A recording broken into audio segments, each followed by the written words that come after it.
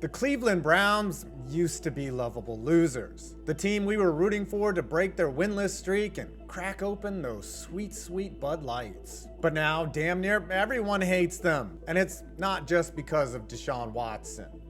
Well, some of it is because of Deshaun Watson. How did this team go from everyone's darlings to everyone being like, yo, pound sand in like less than a year?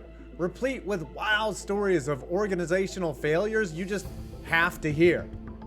Let's find out right after this. Hey, do you think you're smarter than me? Well, first off, you probably are, but now I have a way you can prove it. I am so excited to announce I have partnered with Underdog Fantasy, the best app to play fantasy games. And right now it's Boosttober, where you get a promo for every day in the month, and you can get up to a $1,000 first time deposit match by using my code 5points at underdogfantasy.com. Let me show you how Pick'em works. In my opinion, the easiest way to play and win, you simply pick 2 to 8 stats of your favorite players and choose whether they will go higher or lower. And if you go 5 for 5, you can win up to 20 times your money. This weekend, I'm going with both Aaron Rodgers and Sam Darnold to go higher, along with Breece Hall and Justin Jefferson to score TDs. If I hit, I can turn $20 into $227. So after this video, head to underdogfantasy.com and use my promo code 5points, or hit the link below and get started right away. Again, you can support this channel big time and my content by heading over to underdogfantasy.com and using promo code 5points to get your daily promo in the month of Boosttober and get a first time deposit match of up to $1,000.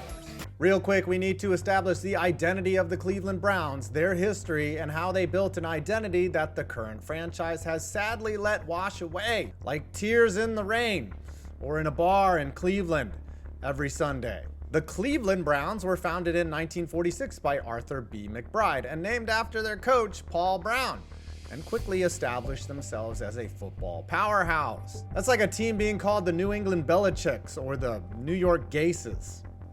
Competing initially in the All-American Football Conference, they won all 4 AAFC championships before joining the NFL in 1950, where they captured the NFL championship in their first season. With stars like quarterback Otto Graham and running back Marion Motley, the Browns reached 10 championship games in their first 10 years, winning 7 of them. Their 1964 NFL championship, led by Hall of Famer Jim Brown, remains the last major title for the team, unless you count sucking as a title. After Paul Brown's departure in 1963, he left to start the Bengals. Yeah, that's a different story. The team's fortunes declined, though they returned to contention in the 1980s under coach Marty Schottenheimer and quarterback Bernie Kosar. Despite reaching 3 AFC championship games, the Browns suffered heartbreaking losses, including the drive and the fumble. Browns fans of a certain age still curse John Elway to this day.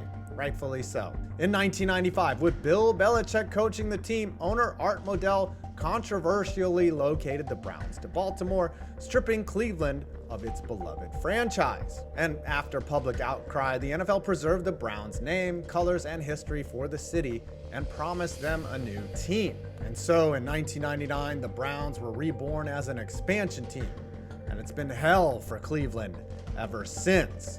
From 1999 to 2019, the Cleveland Browns struggled mightily, defined by instability, poor ownership, poor draft choices, and coaching turnover. The Browns managed just 2 winning seasons and 1 playoff appearance, which happened in 2002.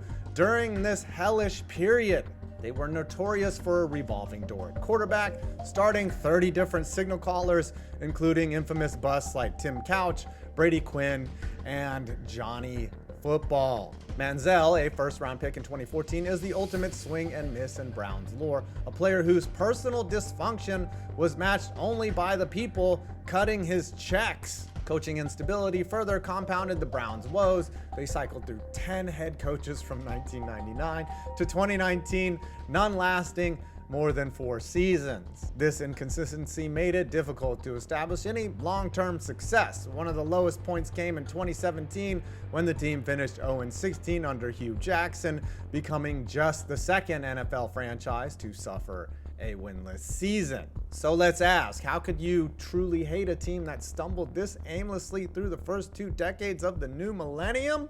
Well, I'm going to tell you because they managed to find a way. Browns fans and fans of football in general have grown increasingly frustrated with the franchise, and much of that frustration stems from the team's handling of Baker Mayfield and Mayfield-Watson.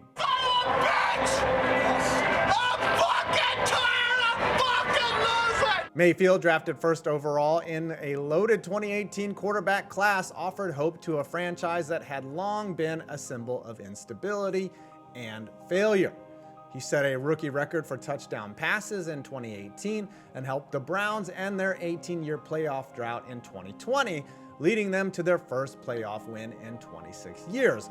A drubbing of the hated Steelers, no less. Mayfield's 2020 season was one of the best by a Browns quarterback since their 1999 return, with 3,563 passing yards, 26 touchdowns, and only 8 interceptions, contributing to an 11-5 record and a playoff run that took them down to the wire against the Chiefs in Arrowhead, and perhaps a missed Daniel Sorensen unnecessary roughness call from advancing to the AFC title game. Those fucking Chiefs, man.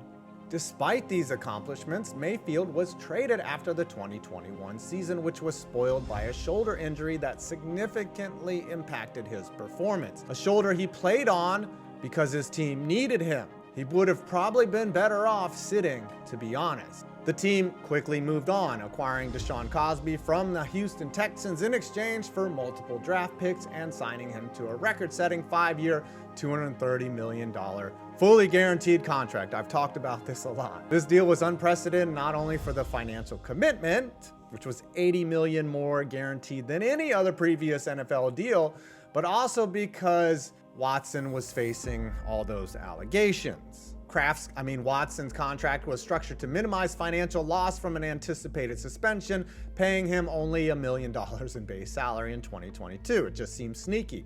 This maneuver further alienated portions of the fan base who saw it as prioritizing a risky acquisition over Mayfield's contributions and loyalty. Watson was laughably referred to as the adult in the room. That's irony. Now, after a couple layovers in Carolina and Los Angeles, Mayfield has reestablished himself as a more than competent starter in the NFL, and for his cap hit, one of the best values in the league. Conversely, Watson's struggles in 2023 after serving an 11-game suspension in 2022 have compounded fans' dissatisfaction. His inconsistent play has not justified the massive financial outlay, and his apparent apathy is adding insult to injury. Of course, that didn't stop Browns fans from wearing shirts like "B, give me a massage," or holding signs like "Free Watson." Now, that certainly does not represent the well-intentioned majority of their fans, but it certainly shapes outsiders' perspective of the situation and their apparent callousness towards some really serious allegations. I'm sorry, but behavior like that needs to be shouted down by the good fans. Shit like that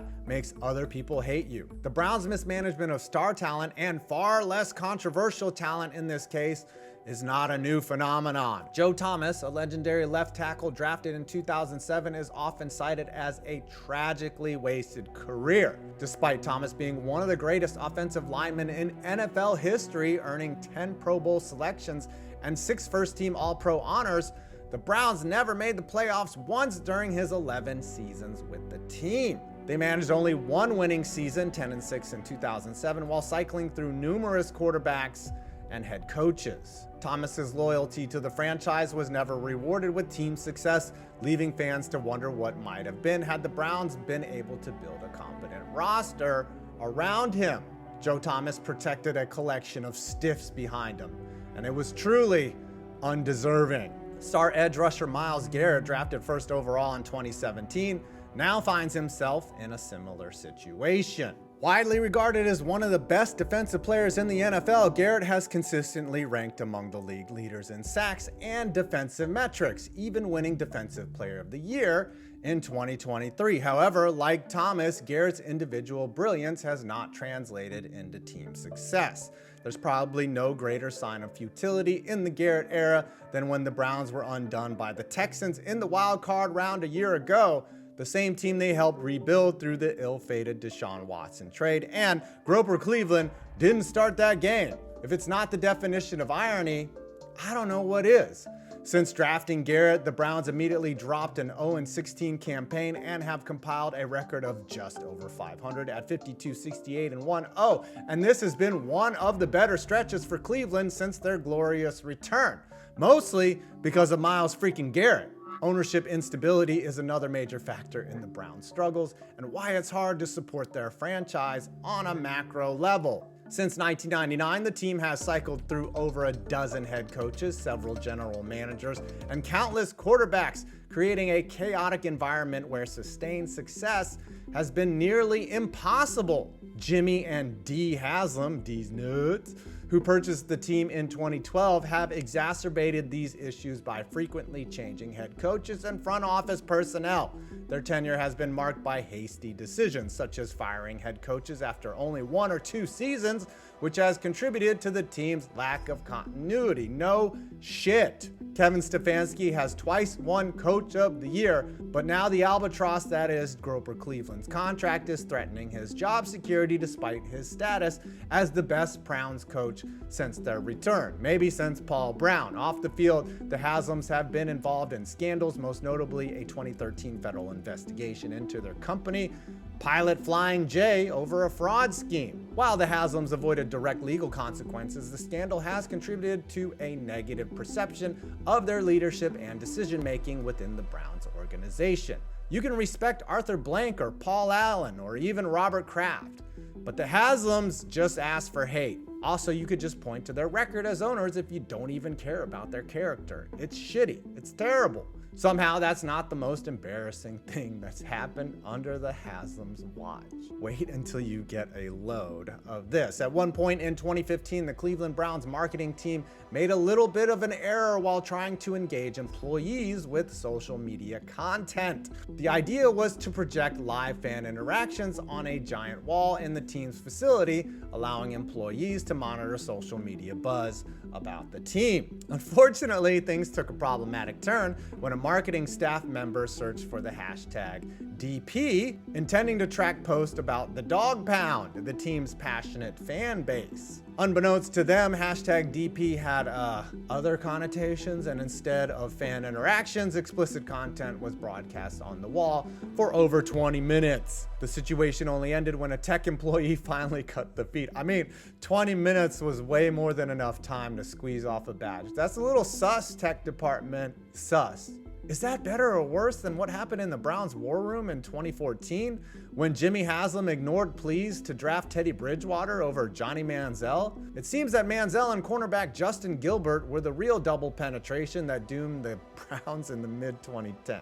In summary, the Browns' handling of key players like Baker Mayfield and Myles Garrett, combined with ownership instability and questionable decision-making, has left fans across the league looking down on this organization because it's easy. They're not just pathetic in a lot of ways, they're reviled for their neglect and lack of ethics or morals. We like the Lions, the lovable losers they were, because you didn't have to feel bad about rooting for them. Plus, how can you not love Dan Campbell? The worst part in all of this is that there are truly amazing Browns fans that are being tortured by this team. To the good ones, I raise a thick Pilsner to you. Maybe this is just all a bad dream.